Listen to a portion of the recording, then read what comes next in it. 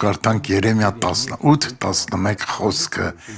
«Եվ հիմա ասիր Հուդայի մարդկանցը եւ Երուսաղեմի բնակիչներին, թե այսպես է ասում Տերը. ահա ես ձեզ համար չարիք եմ շինում եւ ձեր մասին մի խորհուրդ եմ խորում. եկեք ետ դարձեք ամեն մարդ իր չար ճանապարհիցը եւ լավացրեք ձեր ճանապարհներն ու ձեր գործերը»։ Տերը զգուշացնում էր, որ նրանց սպառնում էր Բաբելոն գերեվարվելը, բայց նրանք ուշադրություն չդարձրին։ Աստված սիրում էր ժողովրդին, բայց նրանք Աստծուն չէին սիրում։ Դուք սիրում եք Աստծուն, պահում եք նրա պատվիրանները, հետևում եք նրա խոսքին։ Եթե այո, ուրեմն Հայր Աստվածը, Որդին, Քրիստոսն ու Սուրբ Հոգին կգան ու կբնակվեն ձեր մեջ։ Հիմա դիտենք վկայությունը։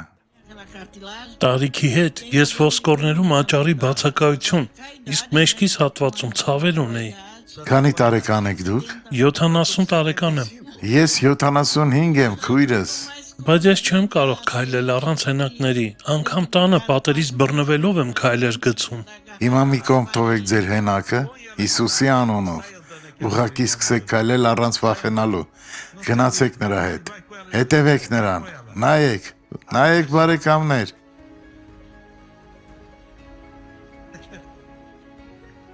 Հիմա հետ եկեք քույրս, մի փոքր վազեք հիմա, դե դուք կարող եք, ահա, այսպես, մի կասկածեք։ Դոկտոր Սուարեզ, ես անգամ 5 րոպե չէի կարողանում կանգնել։ Դա արդեն անցյալում է, արդեն կարող եք քայլելով գնալ տուն քույրս։ Փառք Աստծուն, փառք Հիսուսին։ Աղոթենք, Հայր, ես աղոթում եմ այս ժողովրդի համար Հիսուսի անունով։